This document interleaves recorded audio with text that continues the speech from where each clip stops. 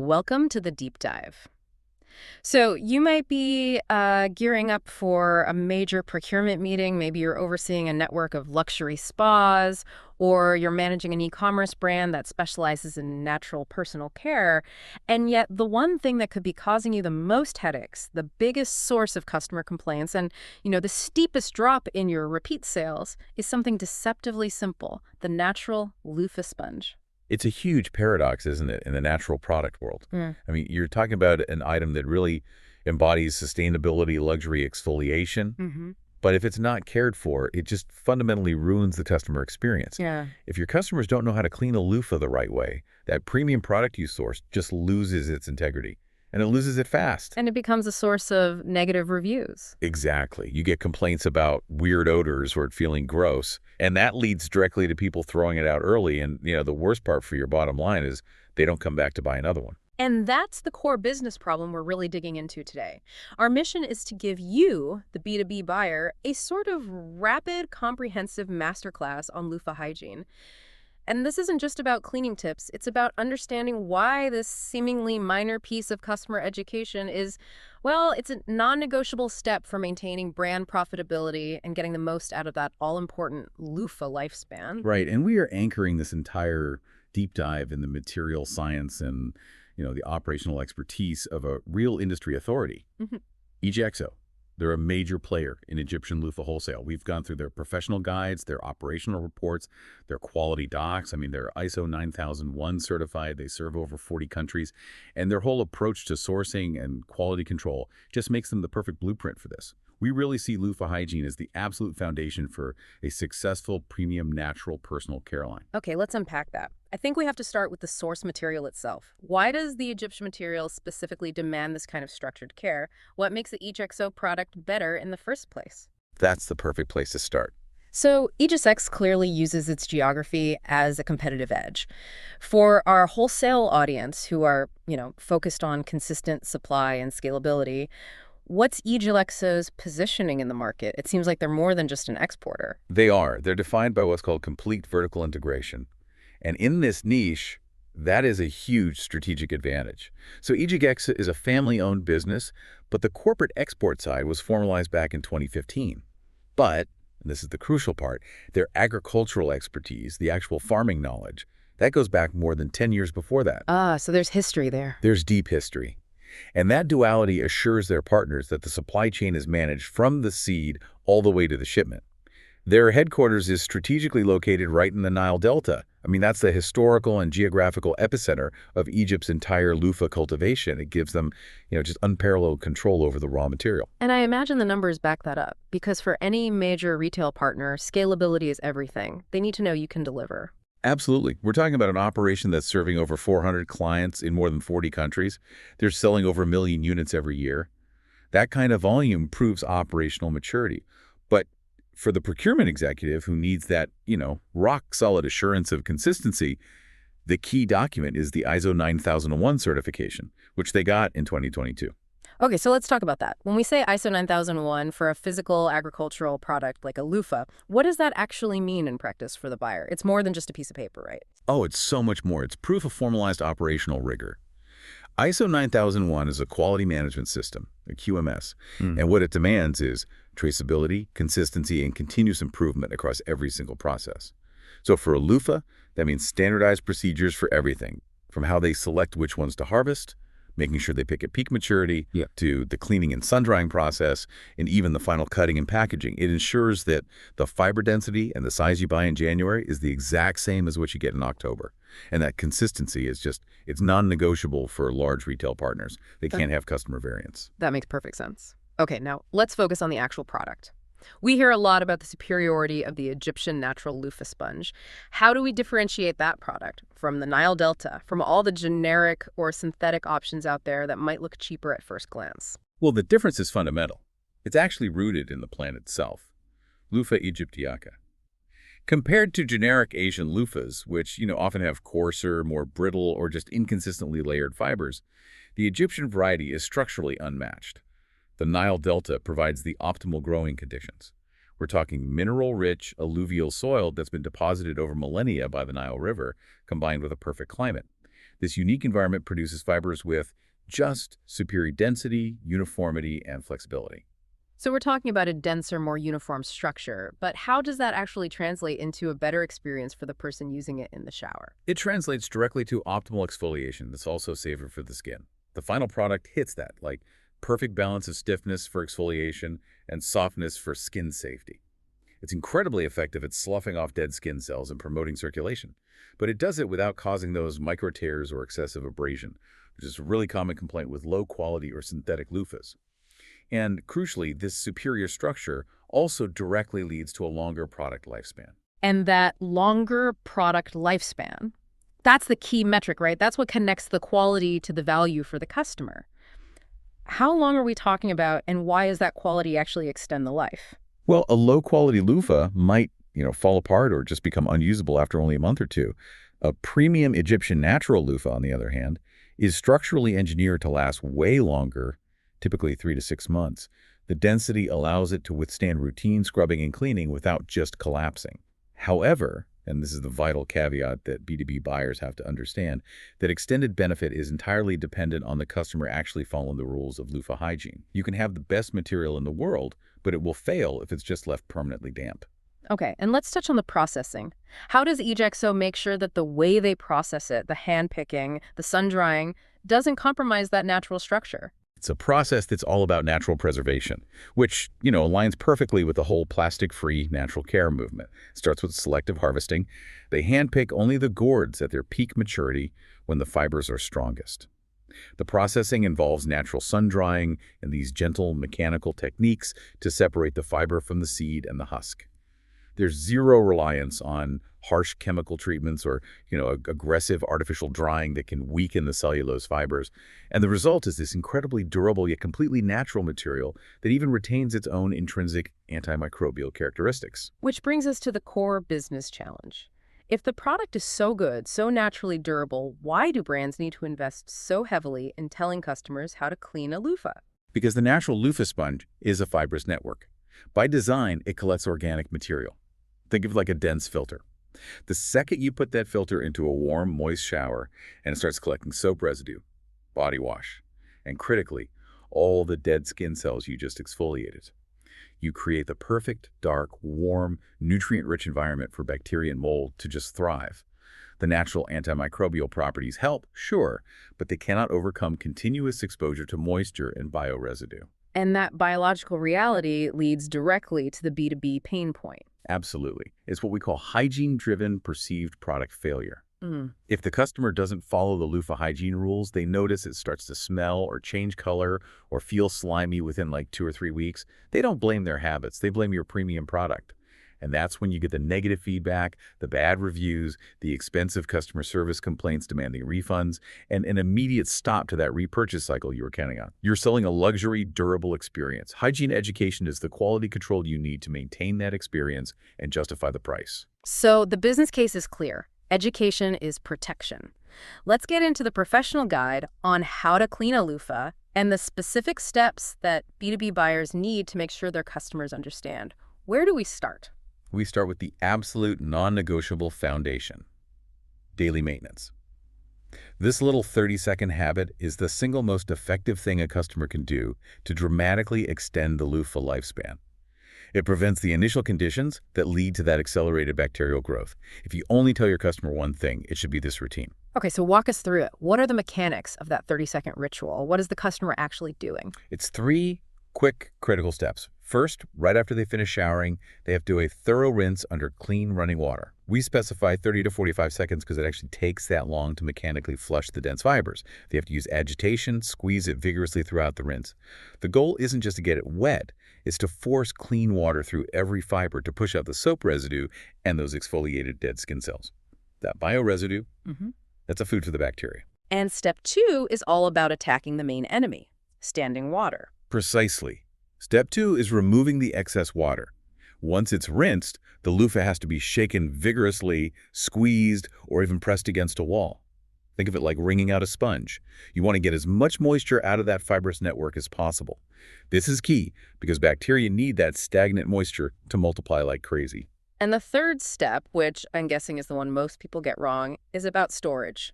It is the ultimate differentiator. Right. It's the difference between success and failure. The loofah has to be hung in a well-ventilated space until it is completely dry. This means you absolutely have to tell your customers not to leave it hanging inside a steamy, poorly ventilated shower stall. Or worse, leaving it sitting in a puddle on a soap dish. The shower stays warm and humid long after you get out. If the loofah doesn't fully dry out between uses, even the superior quick-drying properties of the Egyptian natural loofah just can't win. That simple change, moving it out of the shower stall to a drier spot in the bathroom, is often the difference between a 3-month lifespan and a problem in 3 weeks. Right. Now, even with perfect daily rinsing, I assume bacteria and mold spores will eventually start to colonize the deeper parts of the fiber. That's where weekly deep cleaning comes in. When do we need to bring out the heavy artillery, and why? Daily rinsing is management. Weekly deep cleaning is sanitization. That's a good way to put it. It's necessary to kill the microscopic organisms and spores that get deep into the fibers, the things running water just can't reach. This step actively protects the integrity of the natural loofah sponge and stops those odor-causing bacteria from taking hold. And for brands, offering a few different options for this shows flexibility. It lets the customer choose a method that fits their values, whether that's maximum disinfection, all-natural cleaning, or just convenience. Okay, let's spend a minute on these 4 options. Let's start with the strongest one, the bleach solution. What's the science, and what are the risks brands need to warn people about? The bleach solution is for maximum disinfection. It uses chlorine, which is a highly effective, fast-acting antimicrobial agent. The guide recommends a very specific dilution ratio. 1 part standard household bleach to 10 parts water, so 1 to 10. This is strong enough to kill almost all pathogens, but diluted enough to minimize damage to the fibers. And the loofah only needs to soak for about 5 minutes. 5 minutes is quick, but what's the absolute non-negotiable follow-up? The rinse. The absolute non-negotiable follow-up is the rinse. After those 5 minutes, the loofah has to be rinsed extremely thoroughly under running water to get all traces of chlorine out. If bleach residue stays in there, it can irritate the skin, and over time, it will accelerate the breakdown of the natural fibers, and that shortens the loofah lifespan. Brands have to include a prominent warning about the rinse step. Okay, now let's go to the other end of the spectrum, the gentler, all-natural option, vinegar. How does white vinegar work to sanitize, and why does it need to soak for longer? The vinegar solution really appeals to that eco-conscious customer who wants to avoid chemicals. The active ingredient is acetic acid. Acetic acid is a powerful, naturally occurring disinfectant and deodorizer, but it works a lot slower than chlorine. So the ratio is richer, 1 part white vinegar to 2 parts water, and the soak time is longer, usually 10 to 15 minutes. The benefit is that it's the gentle, natural loofah-friendly option. It minimizes fiber degradation while still effectively neutralizing bacteria and even removing mineral deposits that can build up. It's perfect for premium spa brands that really prioritize that natural product integrity. Next up, the simplest option, boiling water. Seems straightforward, but there's a serious catch for frequent use, isn't there? Right. Boiling water is the ultimate accessible disinfectant. 5 minutes in boiling water will kill pretty much all microbial life. It's just pure thermal shock, and it's highly effective. However, this is where brands need to be careful with their recommendation. While it's great for an occasional shock treatment, say, if a loofah has been misused, frequent exposure to that extreme heat, like boiling it every single week, will inevitably speed up the breakdown of the loofah's natural cellulose structure. The fibers will get too soft too quickly, they'll lose their stiffness, and you'll shorten the product's lifespan. You could turn a 3-month product into a 6-week product. That's a critical piece of education there, the trade-off between effectiveness and durability. And the final convenience option is the dishwasher. How do you sanitize a loofah in a dishwasher without destroying it? Dishwasher sanitization is pure convenience for a busy household. You place the loofah securely on the top rack, never the bottom, and run it on a hot, high-temperature cycle. The crucial non-negotiable rule is absolutely no dish detergent. Do not use dish detergent during this wash. Those aggressive, high-alkaline detergents are designed to break down fats and proteins, and they will just shred the natural loofah fibers faster than any other method. The sanitizing heat is all you need. So this level of detail on maintenance brings us back to the promise of the loofah lifespan. When a customer follows this regimen, what's the clear expectation they should have for their Egyptian natural loofah? The expectation is robust, 8 to 12 weeks. That is the healthy high-performance window. And defining this period is actually a revenue strategy because it sets the expectation for the repurchase cycle.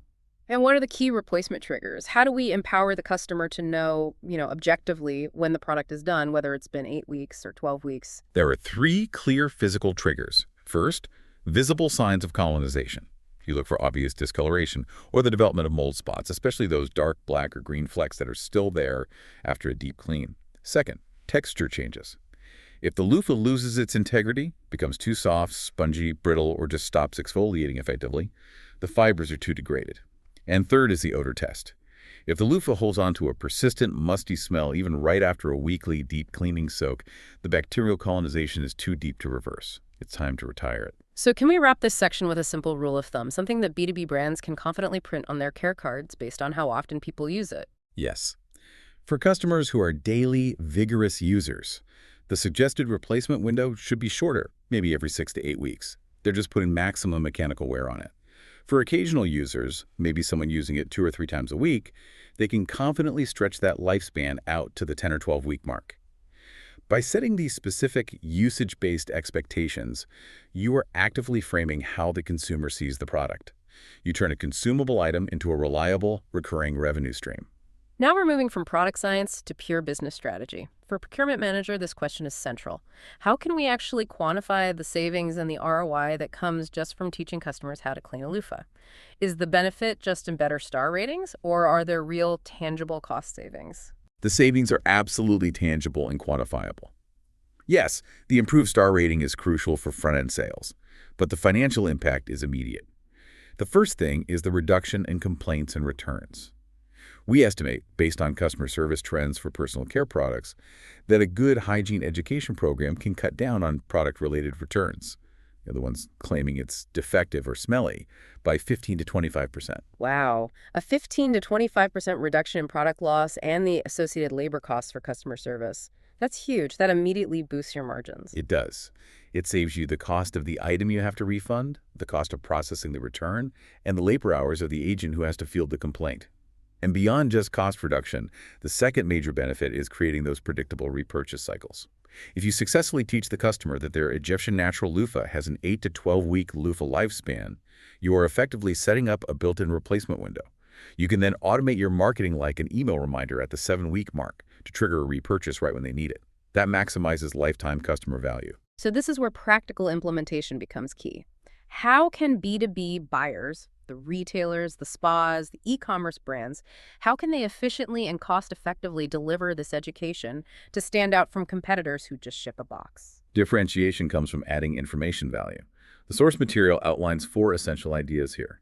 First, the most traditional and still highly effective method, the printed care card. It's an essential physical touchpoint that acts as an immediate instruction manual right there in the packaging. It conveys a sense of seriousness and quality control. And what's the cost-benefit analysis there between a physical card and just a QR code, say, for a mass-market retailer versus a luxury spa? That's a great strategic question. For a mass retailer who's dealing in high volume and needs to keep packaging costs minimal, a simple QR code printed on the hang tag is probably the most economical and sustainable choice. It delivers all the information without the recurring print cost. But for a luxury spa brand, that printed care card may be on thick textured paper, it becomes part of the premium tangible experience. It suggests a white glove service. The best practice is often a mix of both. A simple care card that summarizes the daily habit and a QR code that links to more comprehensive instructions or even a video on loofah hygiene. Okay, speaking of digital, what should those QR codes link to? And what about email follow-ups after the purchase? The QR code should go to a short, engaging, maybe 60-second video that demonstrates the 3 daily steps: rinse, squeeze, hang dry, and then briefly shows the 4 weekly deep cleaning options. Visual instruction is always more effective for simple habits. For email follow-ups, timing is everything. The first email sent right after delivery should just confirm proper initial use. The second one, sent around the 3-week mark, should focus entirely on introducing the weekly deep cleaning options. It preemptively addresses that first odor risk. And finally, the internal side, staff training. Why is it non-negotiable for customer service teams to be experts in how to clean a loofah? Because a well-trained customer service team turns a potential complaint into a quality assurance success story. If a customer calls after 3 weeks complaining, an untrained agent just offers a refund. You lose money, and you lose the customer's trust in the product. A trained agent, on the other hand, confidently walks the customer through the difference between daily rinsing and weekly deep cleaning. They ask specific questions about their drying environment.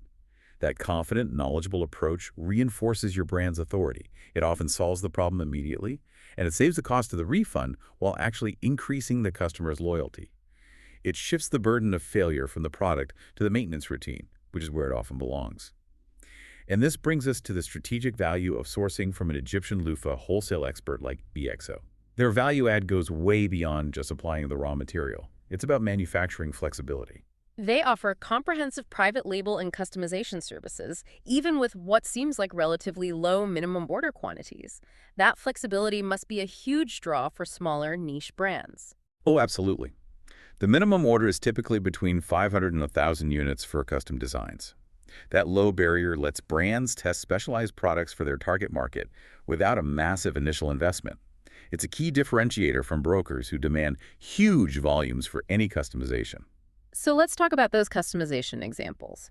How does a luxury spa brand's needs differ from, say, an eco-friendly kitchen brand? For a luxury spa brand, it's all about the sensory experience and efficiency for professional use. They might ask for loofahs with an ultra-soft density for sensitive skin treatments, or custom aesthetically pleasing shapes like hearts or ovals. Critically, they often need larger formats up to 12 by 6 by 3 inches to efficiently cover large areas of the body.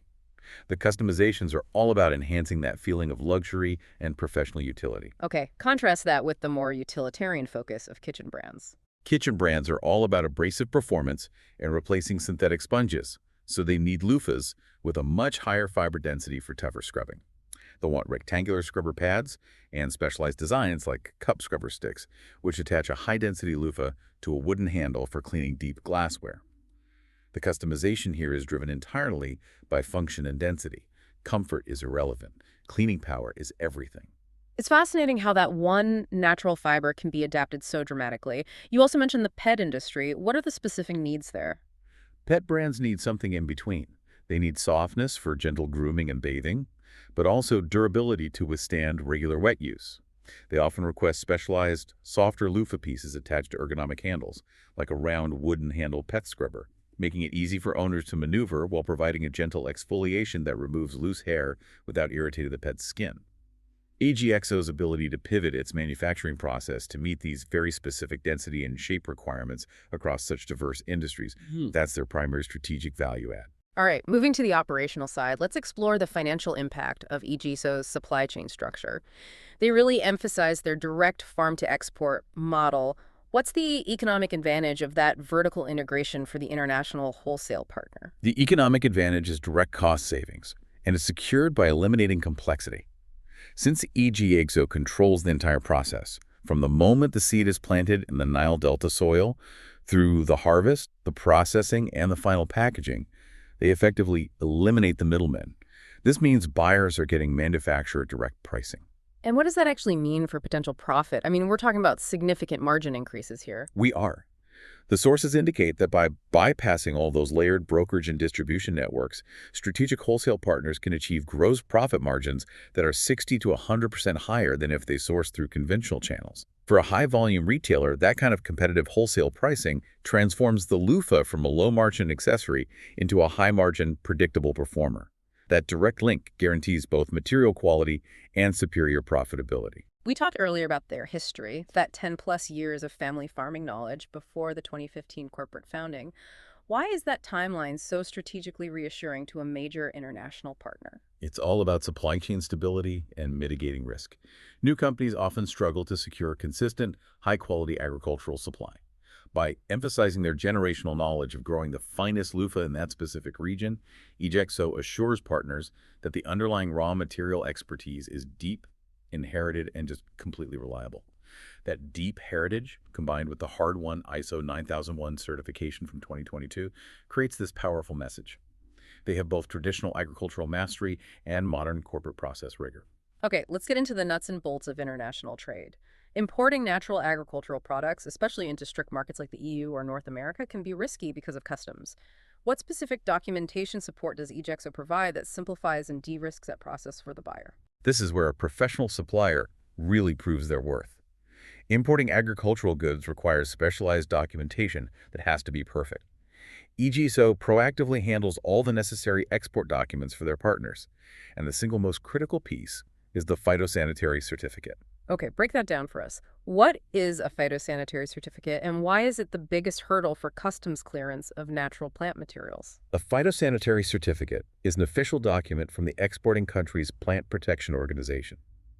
It certifies that the Egyptian natural loofah, as a plant product, has been inspected, is free from regulated pests and diseases, and complies with the importing country's quarantine regulations.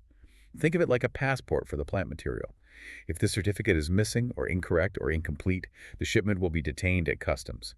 It could face costly inspections, delays, or even be destroyed. EGSO's seamless handling of this documentation just significantly de-risks the entire import operation for the buyer. That makes the logistics manageable. Speaking of logistics, what are the shipping options and what kind of lead times do B2B buyers need to factor into their inventory planning, especially for those big container orders? Buyers have flexibility. They offer sea freight, which is the most economical for bulk, air freight for smaller, time-sensitive shipments, and express courier for samples or very small orders. However, for those large container orders, buyers have to be realistic about the timeline.